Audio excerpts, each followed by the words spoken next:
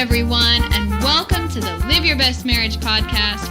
I'm your host, Whitney Shio. And I'm your host, Spencer Shio, and I'm Whitney Shio's husband. And this is the place where we believe that every marriage out there has the chance to be awesome, fantastic, great, and long-lasting. Oh, wow. Yes, every marriage has a chance to be awesome and fulfilling. There's no such thing as a perfect marriage either. There's not? Nope. And we're real people with real problems, just like anyone else. We've been together for 13 years. We have 4 children. And we just know that sometimes it's nice to get encouragement from somebody who's been there. Somebody who knows what it's like. Oh, yeah. Oh, yeah. So, and you guys can, as always, like us on Facebook. It's Live Your Best Marriage. And we're on Twitter. I'm at Whitney Shio. And I'm at Pesa Shio. And, of course, you can always read articles from the blog. It's liveyourbestmarriage.com/blog. And did you tell them about Facebook? Yes, I did. Okay. So what are we talking about today, Whitney? You know me, I don't forget anything. So today I wanted to talk about how important do you think it is to have a positive attitude in your marriage? I think it's very important, right? Do you think it matters? Yes, I think it does. Yes. Okay. Because I think it would sort of have something to do with how you view your spouse overall. You know, depending on the attitude that you keep, you know, do you view your spouse as nagging or annoying, or do you view them as this valuable person in your life who just brings so much joy to you? I view my spouse as very exciting. She's never nagging. She's never annoying. So if I use negative words to describe somebody, am I being positive? If I say she's never nagging, is that being positive? Or I don't know about that. That's too deep for me. Okay. I don't know. Or I always have to use positive words. I don't know. Like she's always exciting. It's, you know what, guys? Marriage is that awesome thing where you're committed to bringing out the best in one another. You're always there for each other. I agree with you. So, yeah. So that means that, you know, if you're going through something at your job or in another area in life, your partner is always there for you. They're always there to help support you and just help you figure it out. And the same is true for the other partner. If they're going through a hard time in their life, you are there to support them. Right. And it is possible to have painful things that have happened in your relationship and still be happy, though. How do you do that? Yeah, you can still love your partner, even if things happened a long time ago, things that aren't fun to think about, you can still be happy. That's the awesome thing about it. And I don't know if it's Billy Graham or Billy Graham's wife who said that a marriage is made of 2 imperfect people who are great at forgiveness. Right. So, yeah, 2 people who are committed to just bring the best out of the other person. Try to make the other person happy, not about making yourself happy. So does that sound like somebody's getting into being a doormat or a servant? No. Can you explain that to me? Servant is a good thing, right? That's not a bad thing. No, it's not a doormat. So no. Okay. No, putting the person that you vowed to love for the rest of your life, putting their priorities above your own, that's definitely not being a doormat. That's being humble, humility. That's just doing something that shows you love them. Okay. Yeah. So going back to this idea of positive thinking. So how much do you think it can affect a marriage? A lot. A lot. Okay. That's a good answer. What about how much do you think a negative attitude would affect someone's marriage? A lot. Yeah, a lot? Yeah. And why do you say that? Because I believe when you have negative thoughts, you can influence. I really don't know. It would influence. Oh yeah, so if you're in a bad mood, then it Yeah. would probably put your partner in a bad mood then too. Yes. No, well, I was thinking more like if one partner is more critical, Okay. or they're sort of a perfectionist, or maybe the answer to every request from their partner is no, or if they're unforgiving, Okay. then that would be just really, I think that would make things really hard for the couple. Because Very hard. if one person is not very accepting, then the faults of your spouse are going to be really, really, really just they're going to be huge. And because everybody has flaws, Oh yeah. everyone has imperfections, Because but nobody's perfect. but if one person is not willing to accept them, then I think that puts them on a path, a very negative trajectory that is just gonna, just I would assume, keep going down. Yeah. And there's something you had told me earlier, something about like performance based marriage. Oh yeah, yeah. If you if we view the person we married just based on their performances alone, like just the way they behave, the way they talk, the decisions they make, the things they do, or the way they look, then that sets us up for just getting stuck in this mindset that someone can never improve. Okay. Or someone is just it. I don't know. And it kind of makes me feel bad because I know a couple who they got divorced last summer, and one of their biggest issues was the husband would just label someone based on maybe their personality type or their character traits, and he ended up, and I guess that's something they dealt with in their relationship. You know, if I mean the wife liked to go shopping and all of that, and he would just maintain this view of her as a troublemaker. Wow. He just, and even if you have a conversation with him now, you hear it loud and clear that she is just this horrible person who made all these bad choices all the time. And so his overall view was extremely cynical and just, oh my gosh, like you know those people, when you talk to them, they bring the energy in the room down. Wow. So he's like that. Yeah. So that's what happened to them. And so I'm trying to think, okay, well, what are some ways that being positive can help a marriage thrive then? If we keep a good attitude. So what do you think about smiling more often? At your spouse. Somebody asked me, do you smile to be happy, or are you happy because you smiled? So which comes first then? Yeah, which comes first? The smile and then the happiness, or the happiness and then the smile? So according to this guy, actually what should come first is the smile.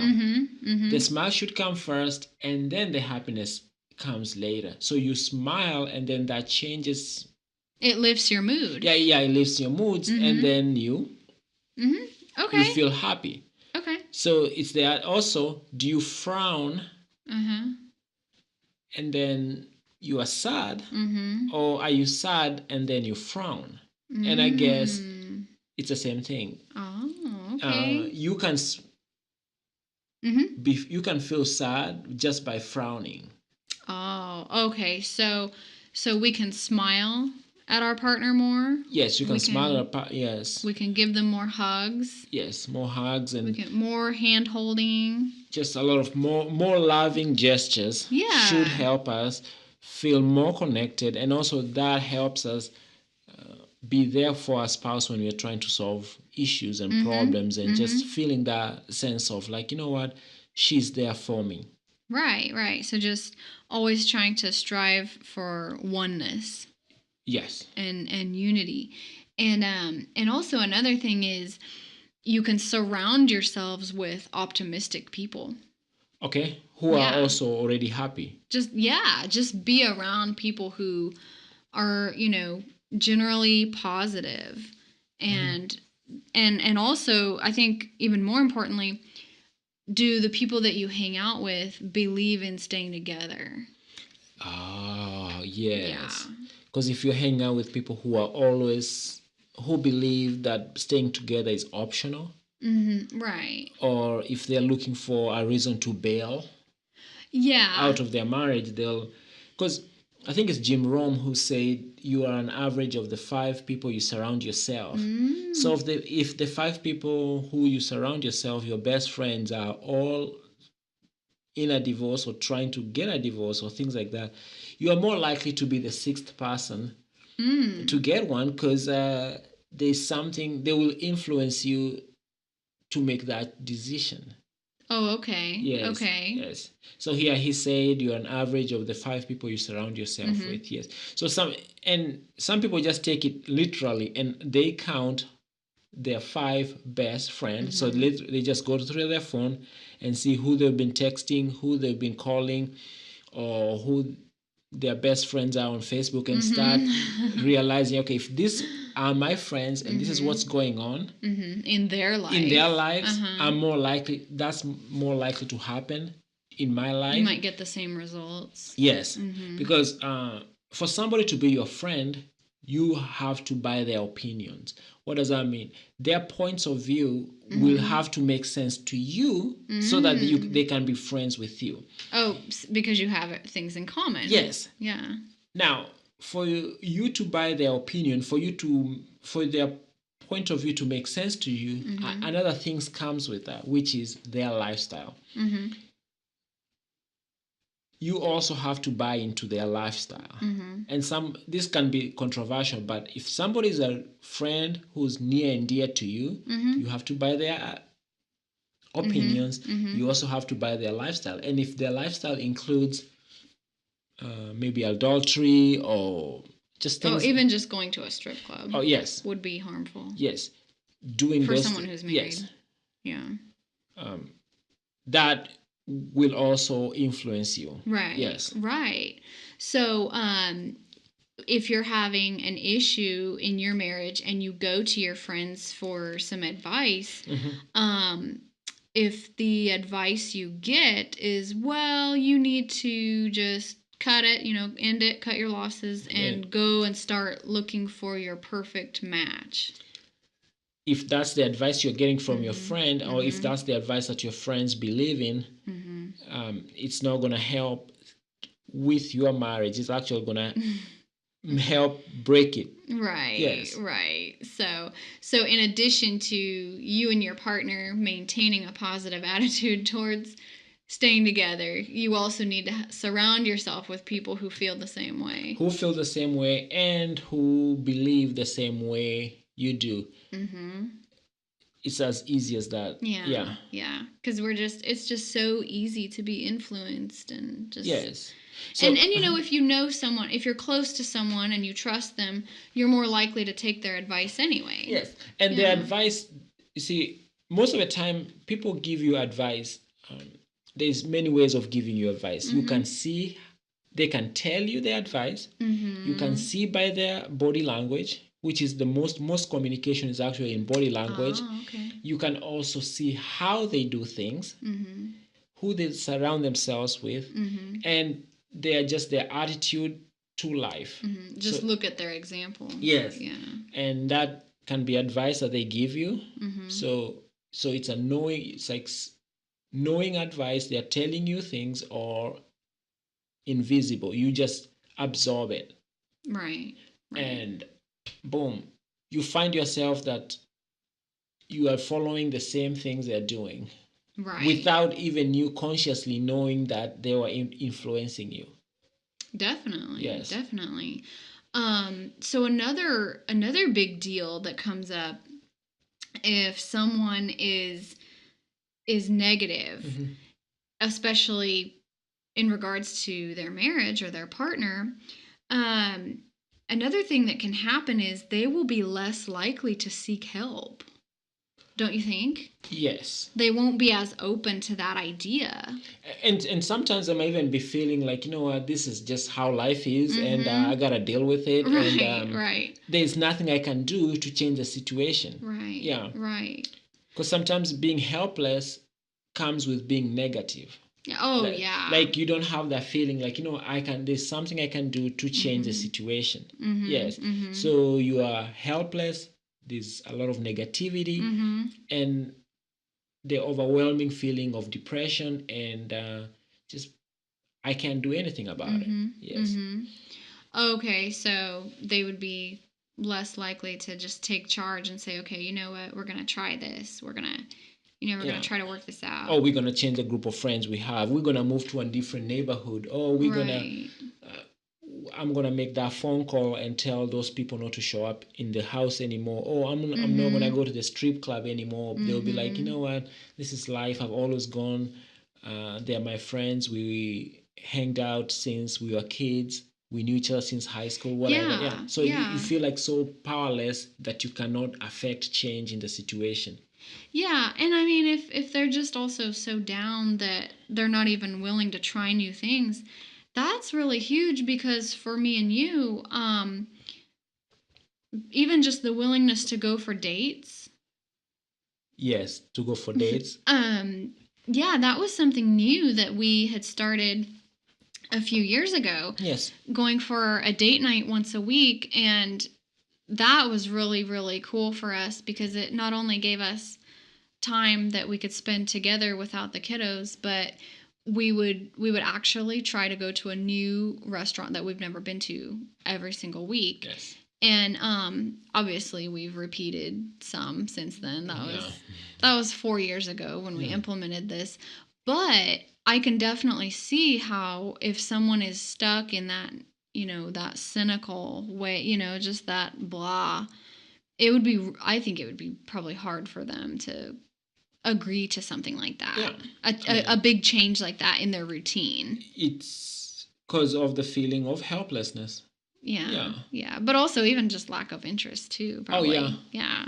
I can totally see that. Because all of a sudden the world becomes a huge, boring place. Yeah. Like nothing happens. Yeah. Like nothing good happens. Yeah. And also like another thing too, I mean if somebody is just if generally, they're in a bad mood, they might also be that. Do you think that could cause them to be insensitive to their partner? Yeah, they might not. Yes. At times. Yes, very insensitive, or not even being aware that they are insensitive. Mm-hmm. Yes. Mm-hmm. Right. Well, yeah. Yeah, without even being aware of it, for sure. Yeah. So, and I mean, I think that some of these thoughts that we all have are reinforced by just other thoughts and other events so it becomes more like a cycle. Yes. And I think for some couples, let's say if they're dealing with trust that was broken, and then they end up, they just slip into that negative view of their spouse, like, okay, well, I don't think we'll ever be able to rebuild this, or because the whole purpose of even having trust to begin with is it just basically means that you guys are open when you're together. You're totally honest with each other and you're at ease. Yes. When you're around your partner, there's that vulnerability. But if someone is bitter about a deception that took place, or something, then I can see how the trajectory would just keep going down after that if they're not actively trying to build up that trust to make a change. Yeah. And so what comes first it's like, is it the bad attitude and then the bad things and then more bad attitude? Or is it like the bad things come first and then you develop a bad attitude, which leads to more bad things? I think it could be both. It could be either situation, because I think for some people, they might just start out life with a negative view. Yes. Some people are just really pessimistic. Yes. But on the other hand, I think also if a married person just goes through problem after problem, they might end up just feeling so defeated. Okay. That they just get into that habit of like, okay, well, things aren't going to work out, and they develop that that just bad feeling, that negative feeling. Right. Yes. Right. I think that could just develop. So, or I know a couple of people who have both. They just, in general, they're negative. They were very pessimistic, and then okay, negative events that took place in their marriage, which eventually led to divorce, just reinforced what they already believed. Yes, reinforced or confirmed. Mm-hmm. Yeah, what they already thought. Just confirmed that the glass is half empty. Right. Yeah. I mean, because it's and it's not fun to be around someone who, every time you give a suggestion or something, they will give you reasons why it's not going to work, why it won't help, yes, or why it won't work. So they know so much about how things won't work. Yeah, just about how nothing is possible. Yes. Yeah. Actually, I know somebody, now that you've said that, yeah, I know somebody who I used to work with way back when, and he had been at that job for a long time. And from the first day I started working there, he always would tell me what not to do, how to stay away from the quote unquote the big wigs, so that you quote unquote don't get in trouble, how to stay on your corner. And I mean, he was so negative, and at that time I knew I wasn't into this personal development thing, but I just knew that this guy, there's something wrong with him. He was just so negative, and he was working just he's such a downer. He could see how people are racist, how people just had something against him. Yeah. And I had to literally like quit hanging out around him, because his attitude was rubbing on to me. But, and I think, I'm not sure if he's still at the same job, but I mean, everything was racist. Everything was negative. Yeah. There's always something they're trying to get him on, and it was going on and on. Yeah. Oh, so like people were out to get him. Out to get him.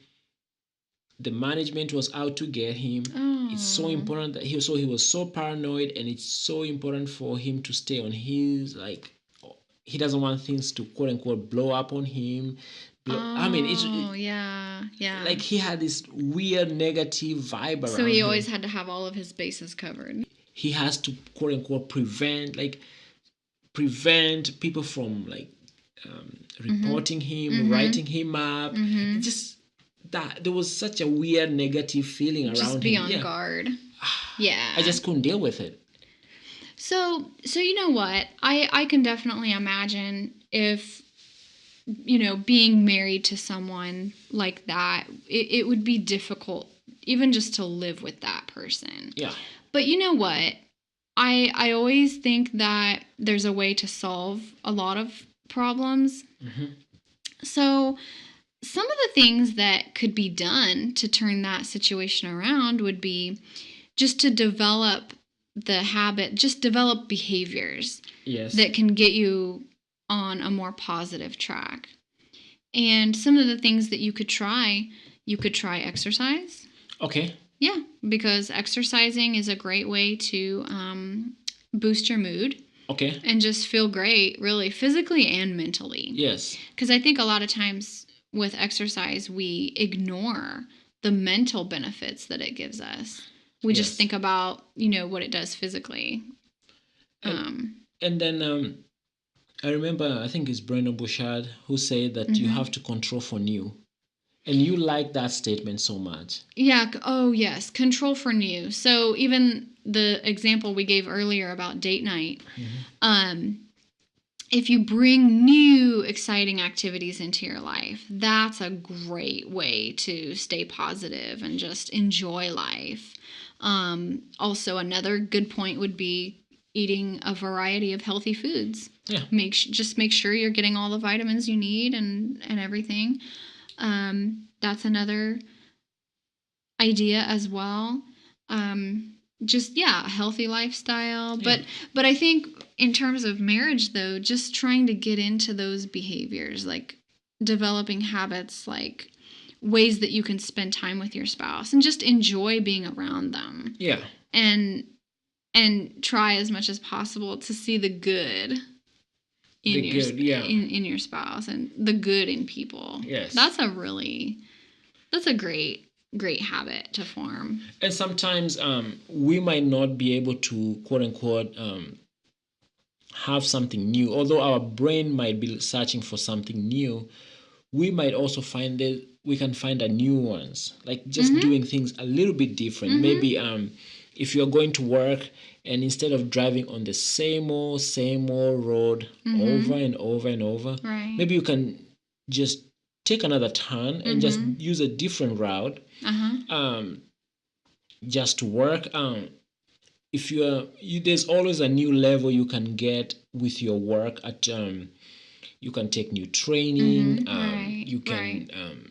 Just ways to challenge yourself. Yes, ways to challenge yourself. So although you are not changing, you're not doing something new, you are just, there's a nice new ones and just a different way of doing just a things. A small change, which actually makes that feeling like, oh, your brain gets light up, like, oh my God, this is a new thing, and can keep things interested, especially if you're doing the same kind of work, the same routine, and same monotony. Oh yeah. So if you feel like monotony is setting in, because that can also be a big killer for some couples too, who have been together for a long time. And that for us, we don't. As entrepreneurs, sometimes we can get into a rut where you're just doing the same things over and over. But we are able to just to change things a little bit and have a little nuance on how to do things. Maybe instead of creating a website this way, we do using another program. We just twist it a little bit, or using a new plugin, whatever. But that brings some excitement because you are learning something new and you feel like you are doing things differently. So it breaks the monotony. That's great. Yeah, and as a couple, you and your partner could also find ways to unwind, in the evening, at the end of the day, and relax. Yes. That can help too. And if it gets to a point that every evening it's just coming home and watching TV and it's getting really old, you can take a walk, just something different. And I mean, if you feel like activities like watching TV are making you guys drift apart further, then definitely you could try something else. And if you feel like that something else that you're doing is actually bringing more conflict, you can try something else. Just keep going until you find something that works for both of you. And then when you find something that works for both of you, after a while, as all humans, it will we are starting getting into a rut again. So find a way to twist it or change it. Right. Right. So I guess the big picture is just always remember that there's options. Yes. Yeah. Yes. There are things you can do. Yes. To get these issues resolved. And remember that you smile to be happy. You're not happy. Don't wait to be happy so you can smile. So it can be after a huge argument and there's no reason to smile because there's no reason to smile because you are not happy. But if you want that process to start as soon as possible, start exercising those mouth muscles and start smiling. I've done that many times. And smile after a fight. It's like, you're crazy. I mean, as we say, one day we will look at this and laugh at it, right? Oh yeah. So why might as well just start laughing about it right now? Yeah, because one day we look at this and we're like, oh my God. We'll look back and be like, oh, that was funny. That was funny. I cannot believe it, right? So just think it's funny right now. Yeah, and get it over with. Start the process. Let's make it official. Right. Yeah. Right. So okay. Awesome. So yeah, just as a recap, it is super important to stay positive and keep a great attitude, especially in regards to your partner. Yes. And stay away from friends and acquaintances who bring you down. And if you start noticing that your attitude is changing and you're feeling like, man, your things are just down, you're more cynical, you're more negative, start looking at the friends you have. Is there a new friend that you just started hanging out with who's starting to bring you down? Yeah. Or maybe are you just watching too much news? Oh yeah, because that can be another thing too. Yeah, don't even get me started on that. Yeah. And always try to find control for new. And if you can't change anything, like if it's you can't get anything new, like a new activity, they can always find a twist where you can just add the flavor to it. Yeah, absolutely, totally. Yeah. All right, well, thank you all once again. You can find us on Twitter. I'm at Whitney Shio, and he's at Pessa Shio. Don't forget to take a trip over to the blog. It's liveyourbestmarriage.com/blog. And again, we've got some really cool videos coming out soon. We don't want you to miss out on that. And see, until next time, bye and God bless.